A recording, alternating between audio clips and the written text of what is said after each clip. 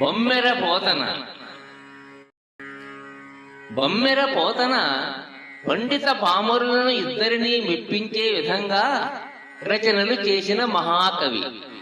ఇతను సంస్కృతంలో ఉన్న శ్రీమద్ భాగవతాన్ని ఆంధ్రీకరించి తెలుగు భాషని, తెలుగు వారిని ధన్యులను చేశాడు.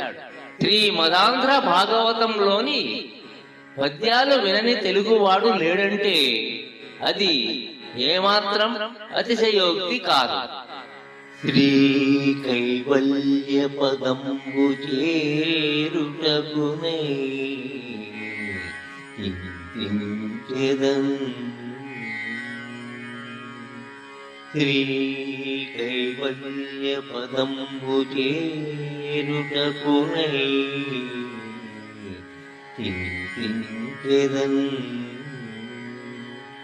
లోకరక్షైకారంభకు భక్తపాలన కళా సంరంభకున్.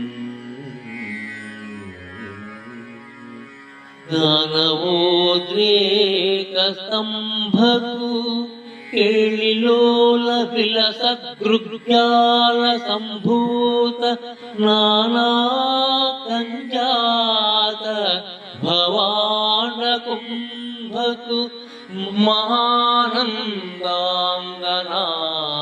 హింబకు.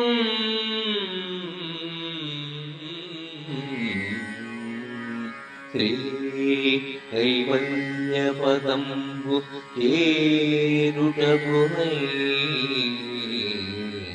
ఇంతించెదన్. లోకరక్షైకారంభకు భక్తపాలన కళా సంరంభకు. జ్ఞానవోద్రేక స్తంభకు కేళిలోల విలసదృగ్జాల సంభూత నానా కంజాత భవాండ కుంభకు మహానందాంగనా బింభకు.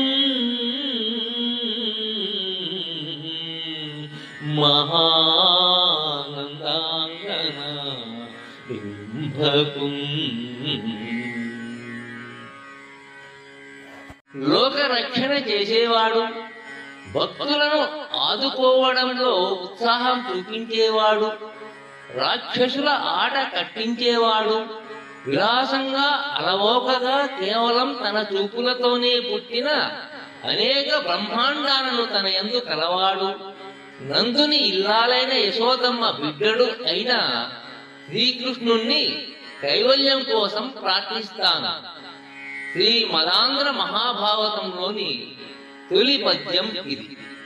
లోకరక్షైకారంభకున్ అనడంలో పరమాత్ముని స్థిరకరత్వాన్ని, భక్త పాలన కళా సంరంభకున్ అనడంలో గజేంద్రుని లాంటి ఆర్తులను ఆదుకునే గుణాన్ని, దానవోద్రేక స్తంభకున్ అనడంలో హిరణ్యకశిపుడు వంటి రాక్షసులను, అట్టి ప్రవృత్తులను అణిచే పరితనాన్ని, కేళి లోల విలసదృగ్జాల సంభూత నానా కంజాత భవాండ కుంభకున్ అనడంలో సృష్టి లీలను ధ్వనింపజేశాడు పోతన. ఒకవైపు నేను డింభకుణ్ణి అని చెప్పుకుంటూనే ఆరంభకున్, సంరంభకున్, స్తంభకున్, కుంభకున్ అంటూ సమాసాంతంలో అంత్యప్రాసలు కూర్చి బిందు పూరక భాకారాన్ని పునరుక్తం చేసి ఈ పద్యంలో వాగర్తాల మధుర సమ్మేళనాలను మనకందించాడు పోతన.